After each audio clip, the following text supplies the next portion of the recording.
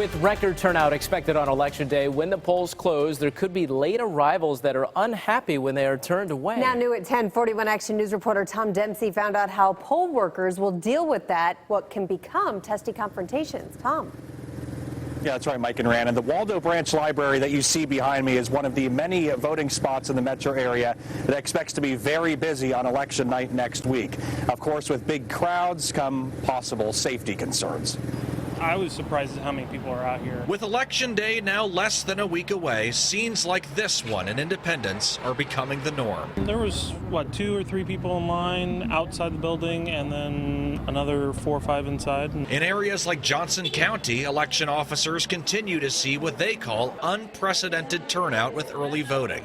On Election Day, lines could be even worse, and coordinators want to be ready. Some voters are going to get upset on Election Day saying, hey, I'm sorry, polls are closed, and they see 50 people behind you about to check in.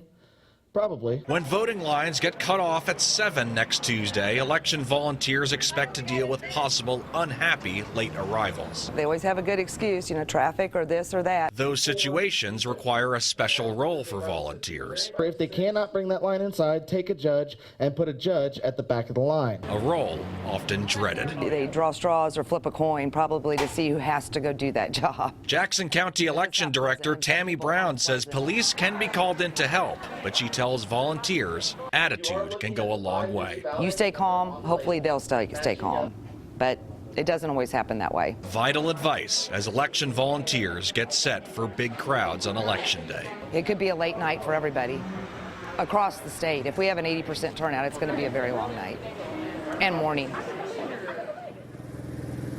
Another reminder, polls open at 6 in the morning next Tuesday, and the voting lines will be cut off at 7 p.m. But if you're in line at 7 p.m., no matter the wait time, you will still be able to cast a ballot.